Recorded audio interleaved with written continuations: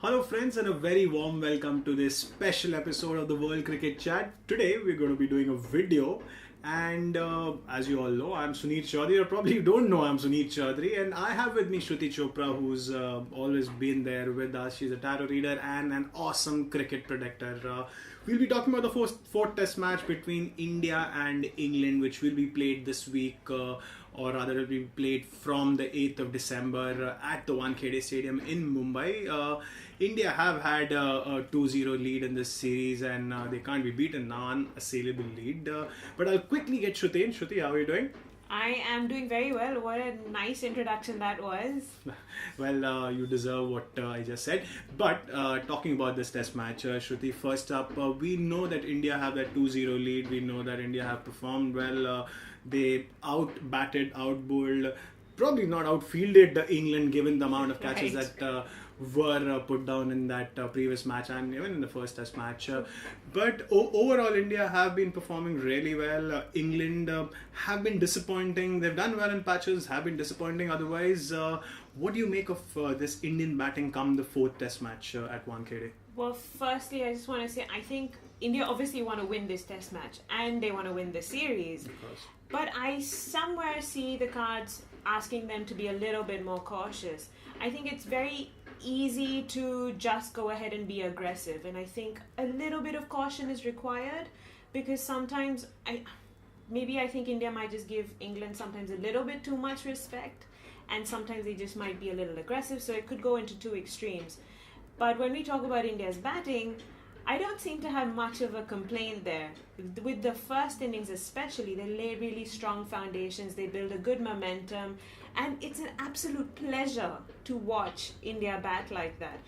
And the same goes for the second innings. They are a strong, resilient side, and I've said this throughout our podcast as well, that if the Indian batsmen end up getting into a sticky situation, you will see them come out of it quite easily. And that is what has happened throughout this test series, and more so in the previous test match where India for some reason collapsed on that third evening, on the third session, where they lost their 4 wickets for almost next to nothing.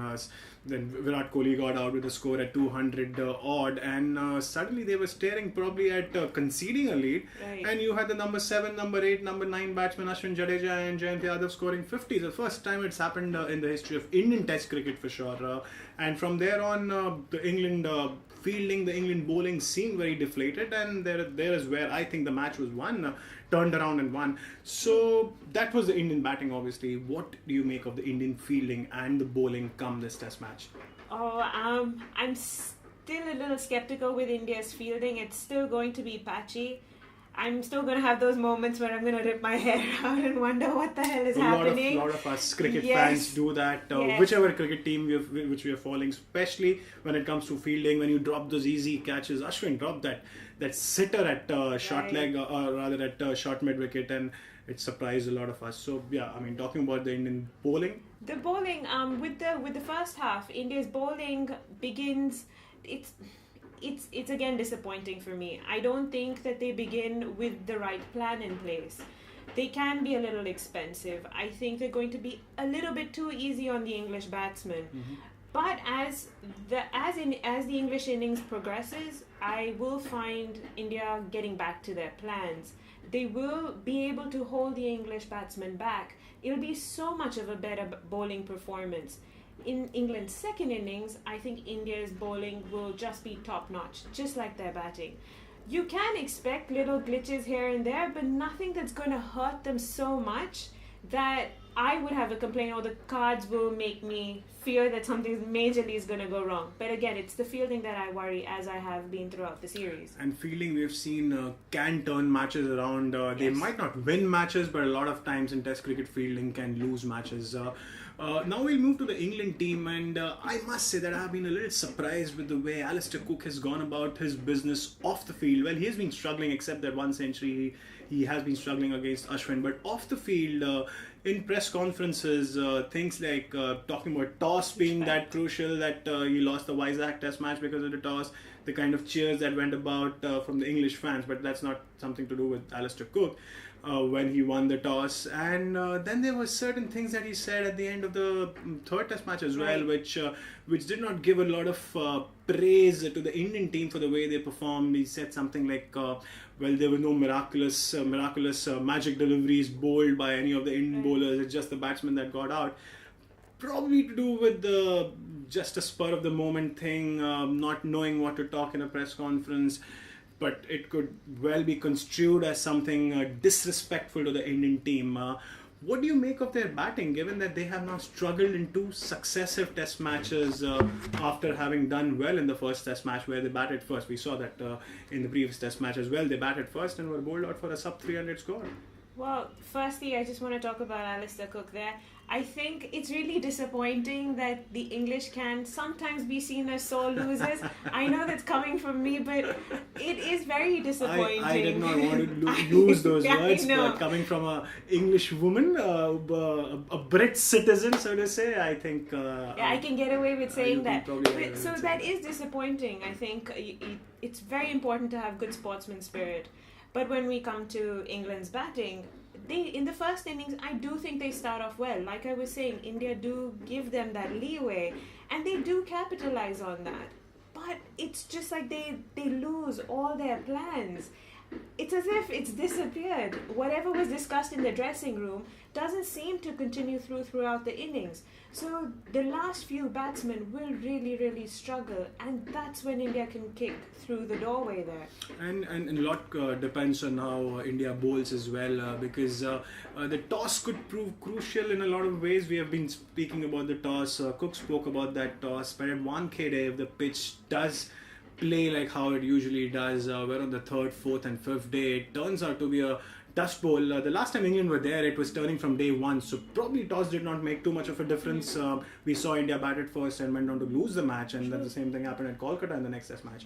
So it might not make that much of a difference if it turns from the first day, but if the Wankhede pitch behaves the way it does and it starts turning from the 3rd, 4th and 5th day, toss could be crucial, in which case the English bowling will need to ensure that if they lose the toss, they are able to keep India to a manageable score batting first. Well, that's where I'm again a little skeptical. I think the English bowlers do start off aggressively, which is the right way to go about things. But there's a difference between being aggressive and not bowling really to a plan. So for me, the English bowling will be a tad bit disappointing, just the way the batsmen will be. I forgot to mention about the second innings of England's batting. In that, I find them to be very shaky. Their momentum is just not there, and the same seems to translate into their bowling as well. I don't know what it is, but it's as if they've lost their way, and maybe a nice Christmas break after the Chennai test might help them. But I'm like, I want to see a bit more of a competition, considering actually England's cards in general are pretty much there. They do have the right plans, they do have the right thought, they have the right players. Will it come together? I think they need to put up a lot more effort for that to happen. And she spoke about the right players. There are 2 new players who are joining the England team. We have Keaton Jennings, who's the son of Ray Jennings, former South Africa coach, who's joining in as an opener to replace Haseeb Hameed, who got injured. I think that's a big blow because Haseeb Hameed seemed to be probably the only Englishman who was shaping up to play spinners as well as he did fast bowlers. And we saw in the previous test match, he came in at number 8. He started off very slowly because of the obvious injury to his thumb. But when the situation demanded, when there were no batsmen left with him, he started hitting out and did very well. Unfortunately, he got run out in the end. But they are going to miss the technique and the composure of Haseeb Hameed. We have yet to see how Jennings bats. There's another player, Liam Dawson, who's sort of an all-rounder, does not have a great average at first-class cricket in either batting or bowling. So he's a mixed bag there. I'm not sure whether he's going to walk into the team or they will go for an extra pace bowler, which again would be surprising given the Wankhede pitch. But then we have seen what has happened with 3 spinners that England have played. True. But now we go on to the most important part of this discussion for a lot of people, which is the prediction. Before you go into it, I would like to make my prediction. Go for it, please, for a change. Let's do this.